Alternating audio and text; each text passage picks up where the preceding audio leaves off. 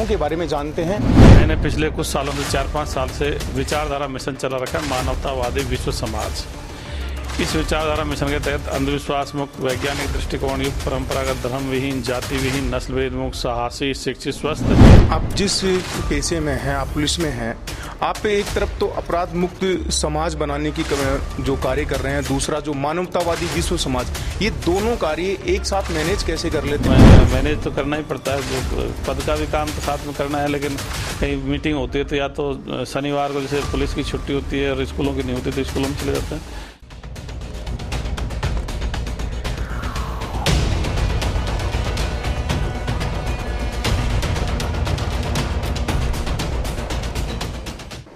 नमस्कार, मैं वीर सिंह और आप देख रहे हैं डीपीके न्यूज। हमारे खास कार्यक्रम द रियल हीरोज़ में आपका स्वागत है।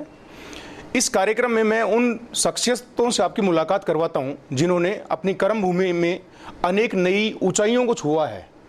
हम बात करते हैं पुलिस की, हम बात करते हैं उन पुलिस अधिकारियों की जिन्होंने अपने कर्म के बलबूते अपना नाम, अपने देश का नाम सभी जनमानस की छवियों में ढाला है। आज मेरे साथ एक ऐसी शख्सियत हैं जिन्होंने इस समाज को नई दिशा और दशा प्रदान करने की अपनी भरपूर कोशिश की है, अपने कार्य क्षेत्र से हटके कार्य किया है, अपनी नई विचारधारा का जनमानस में संचार किया है। मेरे साथ हैं किशन साय जी, जो सीनियर आईपीएस हैं। उनसे बातचीत करते हैं, उनकी विचारधाराओं के बारे में जानते हैं और पुलिस के बारे में, उन सूक्ष्म बारीकियों के बारे में भी जानेंगे कि पुलिस इतनी मुश्किल परिस्थितियों में कैसे कार्य कर पाती है। सर, सबसे पहले तो हमारे कार्यक्रम में आपका स्वागत है। सर, आपकी विचारधाराओं के बारे में बताइए, क्योंकि आपने अपने जस्ट पीछे बैनर पे लिखा रखा है, अनेक अच्छे अच्छे वाक्य लिखा रखे हैं और लगातार आप नई नई जो विचारधाराएं हैं उनके बारे में अवगत कराते रहते हैं। तो सर, क्या कहेंगे? सभी साथियों को नमस्कार। साथियों, मेरा नाम किशन सहाय, मैं पुलिस में डीआईजी हूँ। अभी फ़िलहाल आरएसी में पुलिस हेडक्वार्टर जयपुर मेरी पोस्टिंग है और मैंने पिछले कुछ सालों से 4-5 साल से विचारधारा मिशन चला रखा है, मानवतावादी विश्व समाज। इस विचारधारा मिशन के तहत अंधविश्वास मुक्त, वैज्ञानिक दृष्टिकोण युक्त, परंपरागत, धर्म विहीन, जाति विहीन, नस्ल भेद मुक्त, साहसी, शिक्षित, स्वस्थ और उच्च नैतिक मूल्यों वाले मानवतावादी विश्व समाज का निर्माण करना अपना प्रमुख लक्ष्य है। ये समाज को बदलने की विचारधारा क्यों है? क्योंकि हर कोई व्यक्ति समाज से जाता है, चाहे पुलिस वाला हो, चाहे नेता हो, चाहे टीचर्स हो, चाहे व्यापारी हो, चाहे अपने सैनिक हो। तो जो चीज़ समाज में होगी वो सब जगह झलकेगी। इसलिए जो समाज सही होगा तो वहीं से फिर सारा सुधार होगा। इंडिपेंडेंट कोई नहीं हो साहब, सारे समाज में तो भ्रष्टाचार है, पुलिस सुधर जाए, या समाज में भ्रष्टाचार है, नेता ईमानदार बन जाए, ऐसा संभव नहीं है। इसलिए समाज को सही और नई दिशा देने की मुहिम है। इसके तहत करीब हम 800-900 मीटिंग ले चुके। इसके बारे में थोड़ा सा आपको डिटेल में बताऊंगा। इसमें पहला बिंदु अंधविश्वास मुक्त का है। तो ये विचारधारा कहते हुए अंधविश्वास झूठी बातें हैं, काल्पनिक हैं, इनका कोई अस्तित्व नहीं है। इसलिए इनमें समय, पैसा, संसाधन खर्च करने की ज़रूरत नहीं है। जितना हमारा समय, संसाधन, पैसा है वो जीवित लोगों के लिए खर्च होना चाहिए। जो हमारे पूर्वज गुजर गए उनका भी मन से सम्मान करो, लेकिन उनके लिए भी समय, संसाधन, पैसा खर्च करने की ज़रूरत नहीं है। इस विचारधारा के तहत जितने भी काल्पनिक बातें, ईश्वर, अल्लाह, गॉड, देवी देवता, भूत प्रेत, जिन, कच्चे कलवे, डाकण, स्वर्ग, नरक, आत्मा, परमात्मा, शुभ अशुभ, पवित्र अपवित्र, अवतार, पैगंबर, बोधिसत्व, भगवान आदि, ये सब के सब अंधविश्वास है। ऐसा कुछ भी नहीं है। ये जो हमारे जैसे कुछ इतिहास में, साहित्य में जिनके नाम आते हैं वो पूर्वज रहे होंगे, पूर्वज रहे, या फिर जो काल्पनिक शक्ति है वो कभी रही नहीं, वो कल्पना के तहत आई है। तो इनमें हमारा समय संसाधन नहीं लगे। हमारा समय संसाधन जैसे कोई गरीब कमज़ोर बच्चे हैं, पढ़ने में होशियार हैं, उनकी मदद में लगे। कोई बीमार है जिसके पास पैसों की कमी है, उसकी मदद में लगे। या कोई जैसे अकाल मौत मर गया, उसका परिवार पीछे रह गया, उसकी मदद में लगे। या खेल कूदों का आयोजन में लगे। मतलब जो वर्तमान पीढ़ी है उनके लिए हमारा पैसा, समय, संसाधन खर्च होना चाहिए। इसमें अगला बिंदु है वैज्ञानिक दृष्टिकोण युक्त। समाज में वैज्ञानिक दृष्टिकोण की बहुत ज़रूरत है। वैज्ञानिक दृष्टिकोण से आशय है कि सृष्टि और ब्रह्मांड के जितने भेद खुले वो विज्ञान से खुले, अंतिम भेद भी विज्ञान से ही खुलेगा। और जितने भी भेद खुले उनके पीछे वैज्ञानिक कारण ही हैं। इसलिए इसका एक आशय ये भी है वैज्ञानिक दृष्टिकोण का कि कार्य कारण सिद्धांत में विश्वास रखना। वही कोई भी जो प्राकृतिक घटना घटती है उनका कोई न कोई कारण होता है, बिना कारण के कोई घटनाएं नहीं घटती, और विज्ञान उन कारणों के बारे में जानती है, वो नियम स्थापित करती है। तो ये है इसमें। तो जिज्ञासु मनोवृत्ति भी इसका एक परिभाषा कह सकते हो, वही उस चीज़ की गहराई तक जाना। तो इस विचारधारा के तहत बहुत सारी चीज़ों को मतलब हम विज्ञान के जो वैज्ञानिक तथ्य हैं उसके आधार पर देखते हैं। अभी तक जो चर्चा थी समाज में वो तर्क के आधार पर होती थी। नास्तिकों के अपने तर्क थे, आस्तिकों के अपने तर्क थे। ये विचारधारा तो विज्ञानवाद को मानते हैं, विज्ञान तो उसमें निष्कर्ष होते हैं, उसमें तर्क की कोई गुंजाइश ही नहीं होती। तर्क के बाद की बात है, निष्कर्ष निकलने के बाद की बात है। इसलिए अब जो वर्तमान में जो हमारी जो धार्मिक दृष्टिकोण है उसकी टक्कर वैज्ञानिक दृष्टिकोण से है, और सभी को पता है वैज्ञानिक दृष्टिकोण ही विजय होगा। और एक चीज़ क्यों वैज्ञानिक दृष्टिकोण क्यों जरूरत पड़ रही है, क्योंकि वैज्ञानिक दृष्टिकोण से ही आदमी का दिमाग खुलता है, अन्यथा धार्मिक दृष्टिकोण से व्यक्ति का दिमाग सीमित रहता है, वो दायरों में बंद हुआ है तो वो खुल नहीं पाता। तो उन दायरों को तोड़ करके और वैज्ञानिक दृष्टिकोण में जब चीज़ें आती है तो बहुत सारी चीज़ें पुरानी हैं वो चीज़ें झूठी निकल रही है। इसलिए अब वैज्ञानिक दृष्टिकोण की ज़रूरत है। इस विचारधारा के तहत मतलब दो बातें मैं बता देता हूँ। एक तो लोगों को दिमाग में आती है भाई कोई जीव मर जाता है तो उसमें से आत्मा निकल जाती है, लेकिन ऐसा कुछ भी नहीं होता। मरने पे हार्ट लंग्स काम करना बंद कर देते हैं, ऑक्सीजन की सप्लाई रुक जाती है, जिससे भोजन का क्षरण बंद हो जाता है और ऊर्जा बनना बंद हो जाती है, इसलिए मर जाता है। जब ऊर्जा बनना बंद हो जाएगी शरीर ठंडा पड़ने लग जाता है, इसलिए फिर उसमें शरीर में रासायनिक परिवर्तन हो जाते हैं, और रासायनिक परिवर्तन इरिवर्सिबल होते हैं, अनुत्प्रणीय होते हैं, मतलब दोबारा नहीं हो सकते। जैसे दूध से दही बन गया तो दही से दूध नहीं बनता, इसी तरह ब्लड वगैरह का एंजाइम वगैरह का डिकम्पोजिशन हो जाता है। इसलिए एक बार मर गया तो परमानेंट मर गया, उसमें से निकलता कुछ नहीं है। ऐसे ही पुनर्जन्म क्या है विज्ञान के हिसाब से, जो भी रिप्रोडक्शन है, कोई भी जीव जो संतान पैदा करते हैं वो उनका पुनर्जन्म है। बच्चे माँ और बाप के अंडाणु शुक्राणु के संयोग से बनते हैं, और दोनों अंडाणु शुक्राणु जीवित होते हैं। उनमें थर्ड मतलब कोई आत्मा घुसने वाला जो सिस्टम अभी तक सोच रहे थे वैसा होता ही नहीं है। इसलिए एक तो मरने पर आत्मा निकलते नहीं, इसलिए भूत प्रेत जिन कच्चे कलवे डाकण ऐसा कुछ नहीं बनता। और जो हमारे पूर्वज गुजर गए उनका भी कोई बाद में अस्तित्व नहीं रहता, उनका DNA हम में आ जाता है, नई पीढ़ी में आ जाता है, इसलिए उनके भी मतलब पूजा पाठ की कोई ज़रूरत नहीं होती। तो ये वैज्ञानिक दृष्टिकोण है। इसमें अगला बिंदु है परंपरागत धर्मवीन का। तो ये जो परंपरागत धर्म है, हिंदू मुस्लिम सिख ईसाई जैन बौद्ध पारसी यहूदी आदि, ये विचारधारा कहते हैं भाई इन धर्मों की ज़रूरत नहीं है, क्योंकि ये धर्म भी एक तरह से विश्व स्तर के गुट है। तो इन्होंने मानव सभ्यता को कृत्रिम गुटों में बांट रखा है। अगर जब तक ये धर्म रहेंगे, जब तक मानव सभ्यता एक नहीं होगी, देश तो ज़रूरी है, प्रशासनिक व्यवस्था तो ज़रूरी है पूरे मानव सभ्यता को चलाने के लिए, छोटे टुकड़ों में देश के रूप में, लेकिन धर्म की कोई ज़रूरत नहीं है। ये एक्स्ट्रा चीज़ें हैं, अगर इनको सबको छोड़ दें तो आदमी का दिमाग और फ्री हो जाता है, ज़्यादा सोचता भी है। तो एक धर्मों ने आदमी की सोच को भी सीमित कर रखा है, गुटों में बांट रखा है, नई चीज़ को नहीं सोचने दे रहा, पुरानी चीज़ों पर बिठाए रखता है। तो इसलिए ये धर्मों को धीरे धीरे ख़त्म करने की ज़रूरत है। अगला मैं ये भी कहता हूँ इस मामले में कि भाई ये दुनिया जो है 3-4 हज़ार साल से जो परंपरागत धर्मों पर चल रही है, अगर ये विज्ञानवाद पर होती तो जो मोबाइल वगैरह 2-3 हज़ार साल पहले आ जाते, लेकिन चूंकि धर्म ने आदमी को सोचने से मना कर दिया, इन्होंने अपने अपने धर्म ग्रंथ किताबें दे दी और कह दिया इन किताबों को पढ़ लो और इनके बाद में कुछ नहीं है, बस ये फाइनल चीज़ है। अब सारी चीज़ फाइनल आ गई तो फिर उसके बाद में जिज्ञासा प्रवृत्ति मर गई आदमी की, उन्हीं चीज़ों का पुनरावृत्ति हो रही है। तो गीता कुरान बाइबल में 1000 साल पहले भी बात थी, आज भी बात है, 1000 साल बाद भी बात आएगी। विज्ञान में 50 साल पहले कुछ था, आज कुछ है, और 50 साल बाद में और नई चीज़ आएगी। आजकल जो मोबाइल चला कोई सोच भी नहीं सकता था 50 साल पहले ऐसी कोई युक्ति आएगी। तो विज्ञान तो मतलब एक रास्ते की तरह है।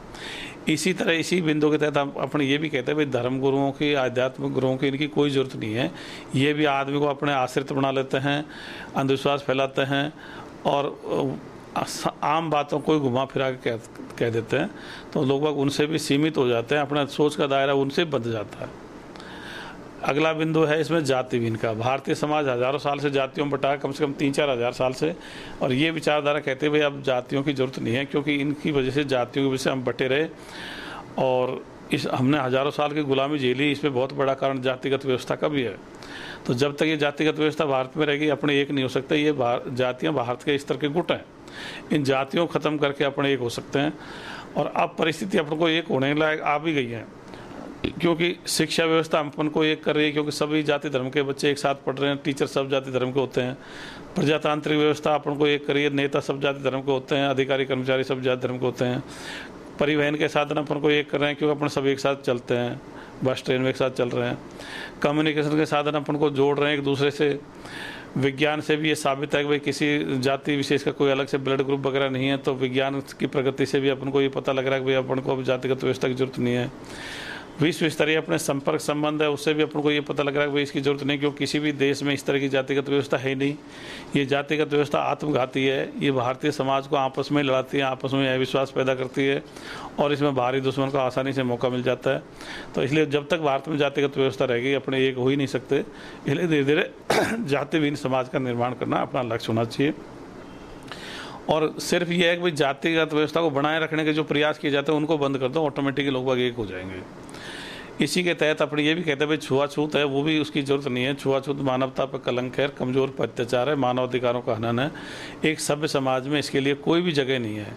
जो भी व्यक्ति छुआछूत कर रहे हैं, अगर वो आप सोचे कि भाई उनके साथ अगर ऐसा व्यवहार होता तो वो कैसा महसूस करते हैं, तो उसकी जगह रख कर अपन को सोचेंगे तो मुझे पता है वो लोग खुद महसूस करेंगे कि भाई ये बहुत गलत हो रहा है, और ये हज़ारों साल से अपनी बहुत पीढ़ियों ने झेल लिया।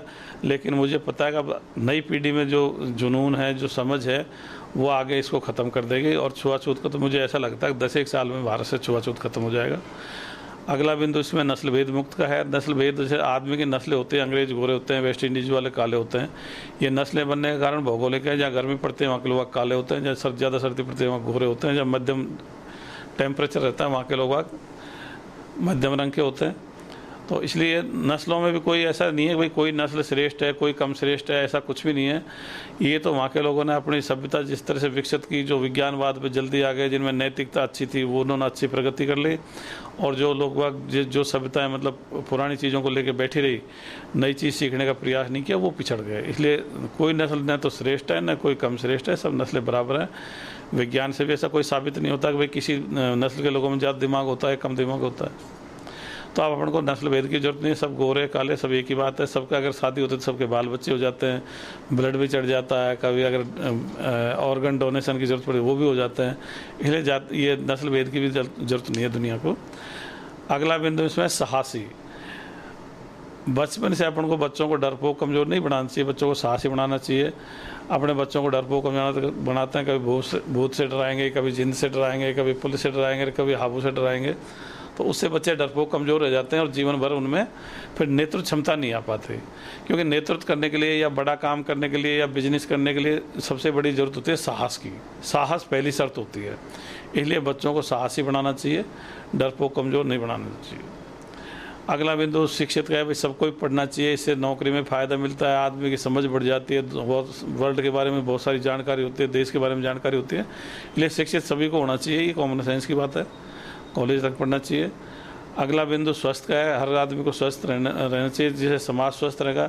स्वस्थ रहने के लिए अच्छा खान पान होना चाहिए, खेल कूद होना चाहिए, मनोरंजन होना चाहिए, और ज़्यादा से ज़्यादा मनोरंजन भी खेल कूद से होना चाहिए। तो हमारे देश में खेल कूदों को बढ़ावा देने की बहुत ज़रूरत है, क्योंकि ये कहावत भी है भाई पहला सुख निरोगी काया। निरोगी रहने के लिए उसको खेल कूद हो, शारीरिक मेहनत हो, चाहे खेतों में काम करे, चाहे फैक्ट्रियों में काम करे, चाहे जिम में एक्सरसाइज करे, चाहे रनिंग वॉकिंग करे, इसके लिए बहुत ज़रूरत है। और हमको जो चंदा इकट्ठा करते हैं, तो अगर खेल कूदों के लिए चंदा इकट्ठा करें तो वो ज़्यादा ठीक है। कभी गांव-गांव में कबड्डी के टूर्नामेंट है, कुश्ती है, long jump, high jump, race वगैरह, और बहुत सारे खेल, खो खो है, वॉलीबॉल है, कुछ भी खेल कूदों का आयोजन होते रहने चाहिए। हर गांव में रोज़ाना शाम को मतलब खेल कूदों का आयोजन होना चाहिए, ताकि देश में ज़्यादा से ज़्यादा लोग स्वस्थ रहेंगे। और जो खेल कूद में जो रहते हैं व्यक्ति, उनमें जातिगत भावना भी कम होती है, धर्मगत भावना भी कम होती है, सबसे मिलते हैं, सबके साथ खेलते हैं, और उनमें तनाव भी कम रहता है। इसलिए खेल कूदों को इस देश में बढ़ावा देने की बहुत ज़रूरत है। अगर रोगों से छुटकारा पाना है, बहुत सारे रोगों से, जैसे डायबिटीज़ हुआ या बीपी हुआ, तो खेल कूदों को जितना बढ़ावा दो उतना बेहतर है। अगला बिंदु है इसमें उच्च नैतिक मूल्य। उच्च नैतिक मूल्य की साधारण परिभाषा है कि जैसा व्यवहार हम अपने प्रति चाहते हैं वैसा ही दूसरों से करना उच्च नैतिकता में आता है। छुआछूत करना, झूठ बोलना, बेईमानी करना, धोखाधड़ी करना, लिंग भेद करना, ब्लैकमेल करना, ये सब नैतिकता के खिलाफ है। आपस में सहयोग करना, एक दूसरे की मदद करना, एक दूसरे का सम्मान करना, ये नैतिकता के पक्ष की बातें हैं जो हर कोई समझता है। तो अपन को नैतिकता की ज़रूरत है, धार्मिकता की ज़रूरत नहीं। बहुत सारे लोग ये मानते हैं भाई हमसे को तो धर्म से नैतिकता आती है, ऐसा कुछ नहीं है। नैतिकता एक इंडिपेंडेंट चीज़ है। ये तो हर किसी कॉमन सेंस की बात है जो कोई भी समझ सकता है। मान लो रास्ते में एक्सीडेंट शुदा आदमी पड़ा है, तो हर कोई जो समझदार व्यक्ति है या तो 108 को फ़ोन करेगा या उसको हॉस्पिटल पहुंचाएगा, उसमें कोई धर्म की ज़रूरत ही नहीं पड़ती। वैसे तो देश को नैतिकता की ज़रूरत है और विज्ञानवाद की ज़रूरत है। तो ये विचारधारा जैसे जैसे लागू होगी तो देश विज्ञानवाद पाएगा, नैतिकता पाएगा, तब जा कर के ये देश आगे बढ़ सकता है। सर, अभी आप जिस पेशे में हैं, आप पुलिस में हैं, आप एक तरफ तो अपराध मुक्त समाज बनाने की जो कार्य कर रहे हैं, दूसरा जो मानवतावादी विश्व समाज, ये दोनों कार्य एक साथ मैनेज कैसे कर लेते हैं? दोनों के लिए आपको समय कैसे निकालते हैं? तो सर उसके बारे में क्या कहेंगे आप? ये सही कह रहे हो। जैसे जो ऑफिस का काम होता है, जो पद का काम है, वो तो अपनों को करना ही होता है और वो तो करते भी हैं। उसके अलावा दूसरे कामों के लिए थोड़ी जिसमें जुनून होता है तो फिर वो आदमी कर सकता है। इसमें सोशल मीडिया आजकल तो जो चीज़ें हैं आपने सोशल मीडिया पे डाल दी तो वो लाखों लोगों तक पहुंच जाती है। और बहुत सारे अच्छे लोग बाग हैं जो चाहते हैं कि भाई ये विचारधारा आए, तो इसलिए दोनों का मैनेज तो करना ही पड़ता है। जो पद का भी काम तो साथ में करना है, लेकिन कहीं मीटिंग होती है तो या तो शनिवार को जैसे पुलिस की छुट्टी होती है और स्कूलों की नहीं होती तो स्कूलों में चले जाते हैं, और कई बार छुट्टी लेके भी जाना पड़ता है। लेकिन चूंकि समाज जब सुधरेगा तो ही पुलिस सुधरेगी। अपन इंडिपेंडेंट ऐसा नहीं हो सकता कि पुलिस तो सुधर जाए, समाज में सब तरह की बेईमानी, मिलावटखोरी, मुनाफाखोरी चलती रहे, ऐसा संभव नहीं है। कितने भी प्रयास कर लो लेकिन इससे होगा नहीं। जो विचारधारा से जो फर्क पड़ता है उसको मैं एक आपको उदाहरण से समझाता हूँ कि अरब देश है, ये अरब देश 7वीं शताब्दी में मतलब कमज़ोर देश था। कभी ये ईरान के अधीन हो जाता था और कभी ये रोमन साम्राज्य के अधीन हो जाता। फिर वहाँ हज़रत मोहम्मद आए, उसने इस्लाम नाम की विचारधारा थी, उन लोगों ने उसको स्वीकार किया और उस विचारधारा के बल पर वो हज़ारों साल तक सुपर पावर रहे और उन्होंने सिंधु नदी से लेकर के स्पेन तक का शासन खड़ा किया। तो जो विचारधारा से जो परिवर्तन होते हैं वो दीर्घकालीन होते हैं, वो बहुत व्यापक होते हैं और उनसे बहुत ज़्यादा असर पड़ता है। अन्यथा तो नेतृत्व से जो परिवर्तन आते हैं वो नेतृत्व के साथ या उससे कुछ समय बाद ही डाइल्यूट हो जाते हैं, ख़त्म हो जाते हैं। इसलिए इस देश की जब अपन इसका इतिहास पढ़ते हैं और जब इसकी हज़ारों साल की गुलामी पढ़ते हैं तो कोई भी जो स्वाभिमानी आदमी होगा तो वो सोचेगा कि भाई इस देश ने इतनी गुलामी क्यों झेली, तो वो सोचने के लिए मजबूर होगा। क्योंकि जिन लोगों का अगर इतिहास का ज़्यादा पूरा ज्ञान नहीं होगा तो शायद वो नहीं सोच पाएंगे, लेकिन जो थोड़ा बहुत इतिहास ज्ञान होगा तो सोचेगा कि भाई हमारे देश ने इतनी गुलामी क्यों झेली। तो मैंने इसका विश्लेषण किया और पाया कि भाई समाज में कुछ कमियां हैं। एक तो क्या है कि अंधविश्वास में डूबा रहा समाज, तो नई चीज़ आती नहीं है, जो पुरानी चीज़ है उन्हीं को रिपीट करता रहता था। तो नया आइडियाज ही नहीं आया, तो पुरानी चीज़ों को जिन बातों से हम हारते रहे उन्हीं को वापस रिपीट करते रहे। न अपन न कोई उनके तरीके बदले लड़ाई के, न कोई नए हथियार की खोज में तरीके बदले, कुछ भी नहीं बदला। एक जातियों में बटे रहे, तो जब तक जातियों में बटेंगे एक नहीं हो सकते। तो एक जातियों में बटे रहे, अंधविश्वासों में डूबे रहे और बेईमानी का बोलबाला था, तो कोई भी बिक जाता था, नैतिकता की कमी थी। तो इसलिए इस समाज को सही दिशा देने के लिए एक बड़ा बीड़ा है।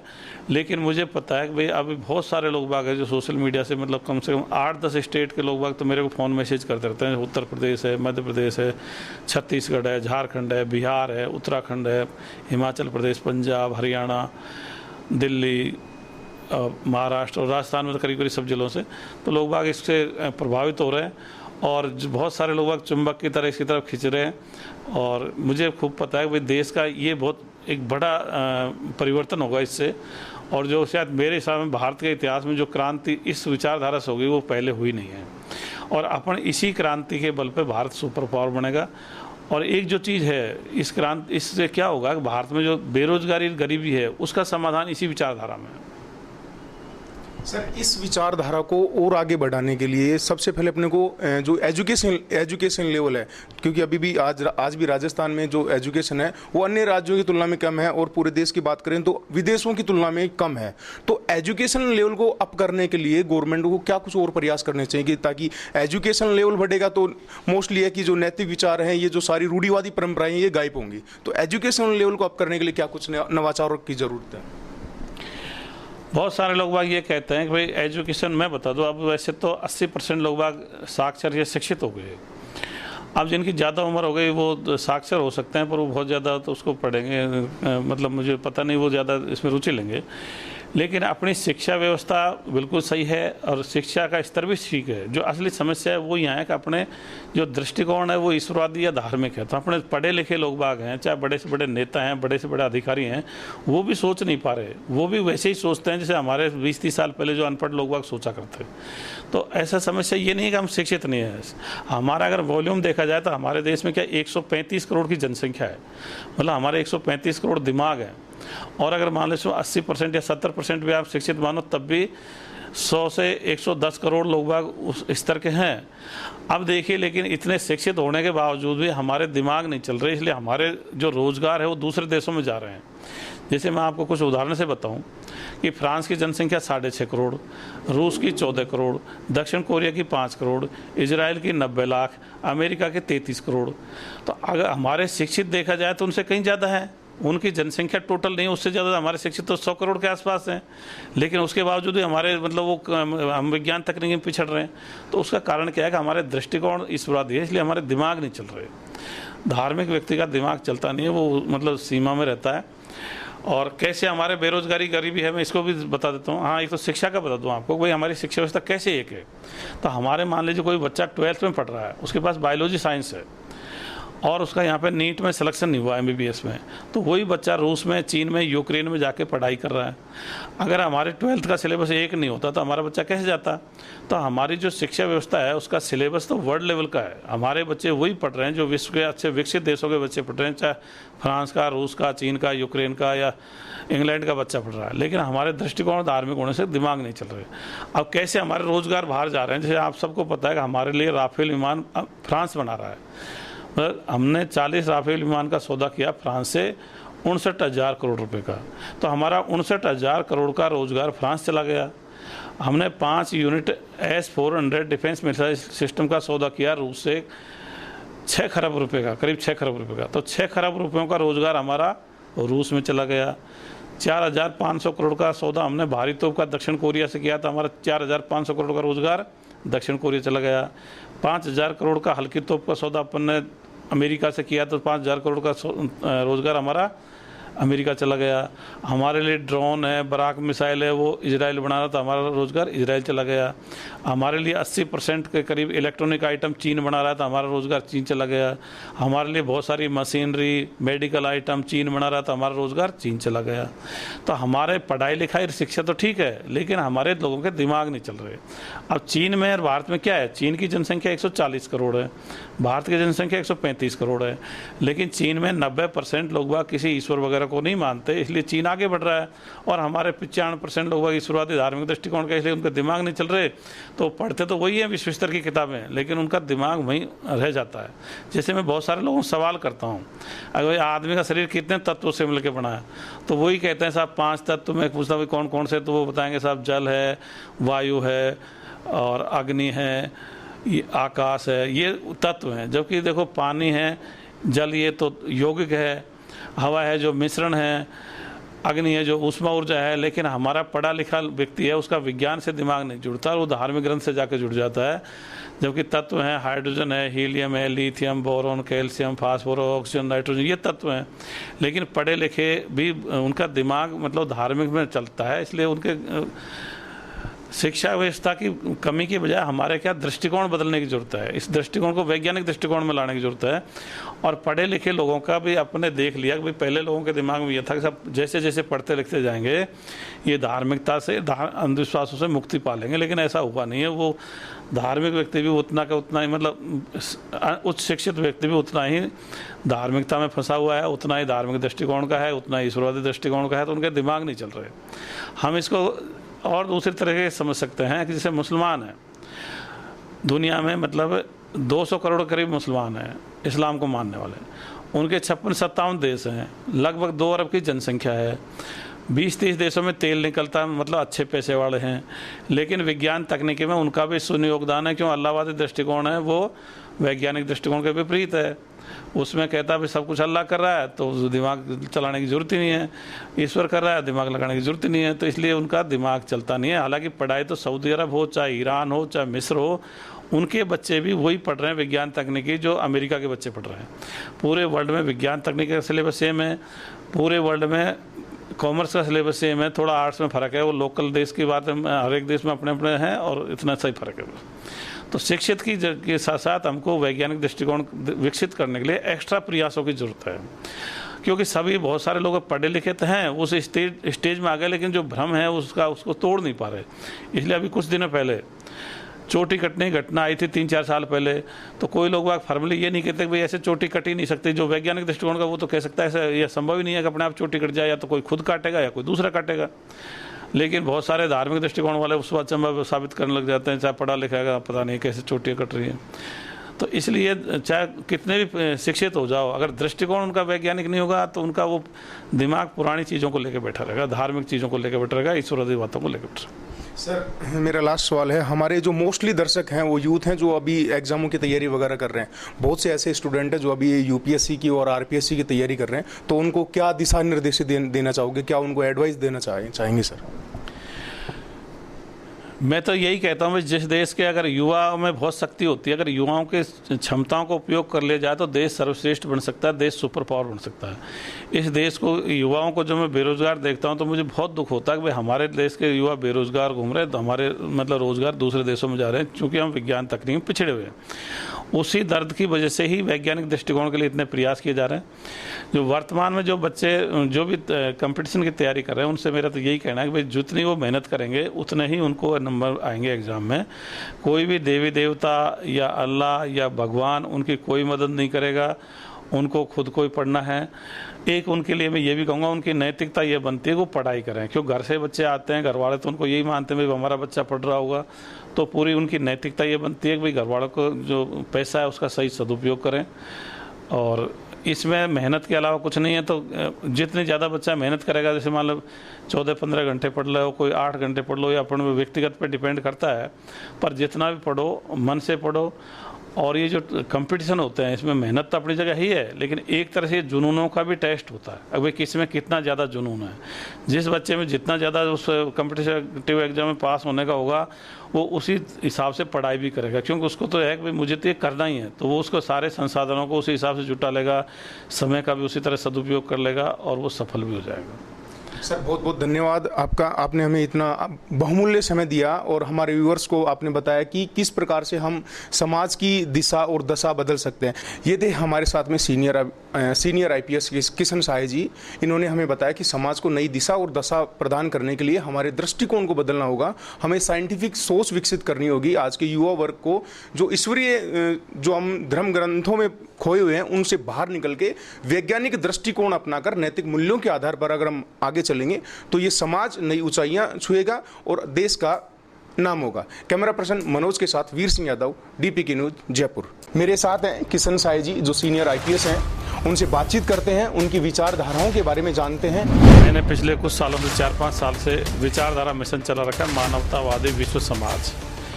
इस विचारधारा मिशन के तहत अंधविश्वास मुक्त, वैज्ञानिक दृष्टिकोण युक्त, परंपरागत धर्म विहीन, जाति विहीन, नस्ल भेद मुक्त, साहसी, शिक्षित, स्वस्थ। आप जिस पेशे में हैं, आप पुलिस में हैं, आप एक तरफ तो अपराध मुक्त समाज बनाने की जो कार्य कर रहे हैं, दूसरा जो मानवतावादी विश्व समाज, ये दोनों कार्य एक साथ मैनेज कैसे कर लेते हैं? मैनेज तो करना ही पड़ता है, जो पद का भी काम तो साथ में करना है, लेकिन कहीं मीटिंग होती है तो या तो शनिवार को जैसे पुलिस की छुट्टी होती है और स्कूलों की नहीं होती तो स्कूलों में चले जाते हैं।